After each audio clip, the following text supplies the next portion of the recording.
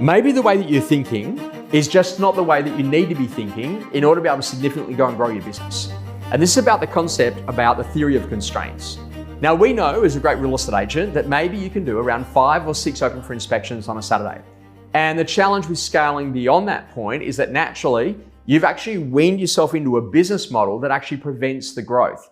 So let's say, for example, that you're at 6 opens. How do you know to go to 7, 8, 9, 10, 11, 12 opens? Well, you might think, okay, great, I might now start doing open for inspections on Sunday, but that's actually not consistent with longevity and sustainability inside of your career. Maybe you do shorter open for inspection times. Maybe you get it into a much more collapsed marketplace where you're really targeted on the geographical type of properties that you'll take on. But you know what you learn very quickly is that the way to actually open up that constraint is to actually go and add someone to your team.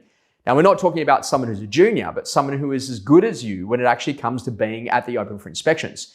Now, that will mean that your pitch will need to change. Naturally, you've been going out there saying Team Fegan or Josh Fegan as the marketing element, but now all of a sudden you've got someone else who's actually going to be working on the inside of your team.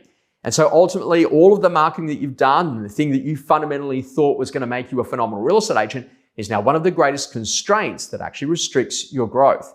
So therefore, the skill in being really good at what you do is actually about starting to think about this theory of constraint and to open it up. One of the other great constraints is particularly seen by our Melbourne clientele. Melbourne is a very traditional and one of the most successful auction markets in the country. But naturally, if you're doing auctions on a Saturday, which is sacrilege, because you know what, if you don't do it on a Saturday, then how do you meet the neighbors and how do you meet the buyers? And that's the theater of what actually makes a great real estate agent.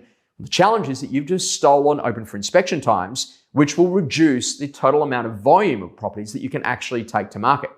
This is now the push to Monday, Tuesday, Wednesday, Thursday, Friday night twilight auctions, or maybe in-room auctions or boardroom auctions to actually allow you to be able to maximize what it is that you actually go and do on a Saturday. The reason why this stuff is so critically important is that if you get clear about the theory of constraints, maybe available time, the number of open for inspections you can do on a Saturday, when you actually do your auctions, or ultimately the way that you're pitching and the type and style of property that you're going after, then you're going to be in a position that ultimately if you can open those constraints, then you can go and do more.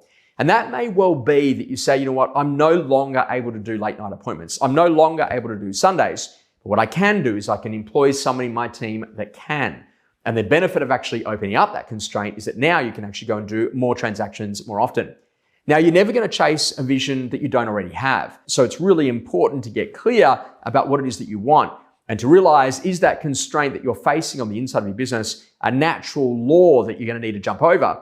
Or is it a self-imposed constraint that you're putting there for longevity or for sustainability? Or maybe it's actually a limiting belief, which is actually preventing your business from growing. What we know is that now more than ever before, if you can reduce days on market, you can do more transactions. If you're in a position that you're more efficient in your sales process, it leads to happier customers. And then ultimately, if you want to serve more customers more often, it's really about everything that you do before you even take a property to market that makes a massive difference when that property actually hits the market.